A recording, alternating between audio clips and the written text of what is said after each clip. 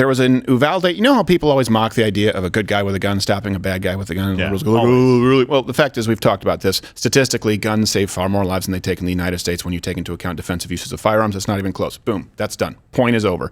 They lose.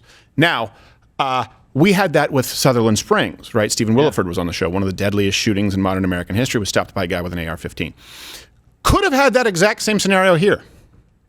Speaking out for the first time exclusively with NBC News, Cody Briseno recounts the moment he ran outside the funeral home he works at and approached the Uvalde gunman, all happening seconds after the shooter crashed his pickup truck. How far were you from him? I was from like maybe 8-10 feet around there. And as he takes out this rifle, he's looking at me, and I tell my coworker, "Oh man, he has a gun, he has a gun." And as soon as I say that, I tell him, run, he has a gun. But I'm looking back, and this guy's already pointing at us. And you just hear, pa, pa, pa, pa, pa, pa. Briseno says minutes later, his wife arrived bringing him a gun just as police showed up at the scene. He says they stopped them from going after the gunman. But my intention was to stop Criminal. him. And I mean, I feel guilty, man, because I couldn't stop him. The police should feel Briseno guilty. is now helping with the funerals of several of those killed, including Amerie Jo Garza, a relative of his. I had to dig the grave, set up the tent, and then lower her casket. Couple of things here. We're going to try and get this man on the show.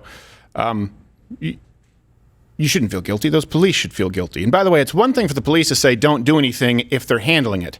They didn't handle it. And this is why the Second Amendment is absolute. This is why the Second Amendment is your God-given right to self-preservation.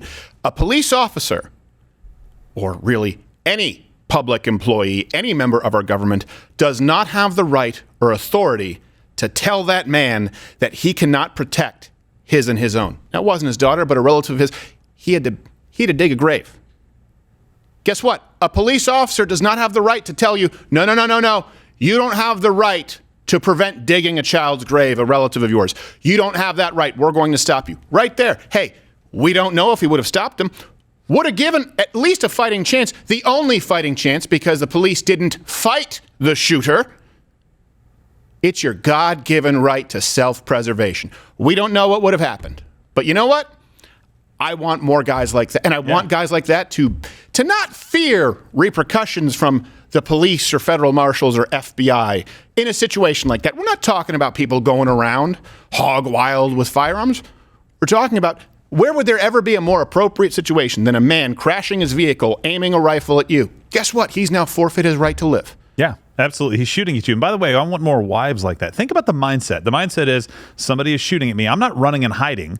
I'm running away. My wife is bringing me a gun to handle the problem. Right. I'm not going to wait on anybody else. I'm not going to wait for this guy to go kill somebody else. That's the kind of mindset that it takes. The kind that storms a beach when you have to fight evil. And then not people say it's runs and hides. And people say you're being foolish when you say it's not a gun issue, it's a character issue. Yeah, you know what? We do have a character issue. We want more guys like that and wives like his. Hey, guess what? Guess if they were in the police force and they had the courage to stand up to their chief, their captain, their sergeant, whoever was it, the chief, the police chief in this case? He's been hiding. Yeah. Well, and think if he had the gun at the time.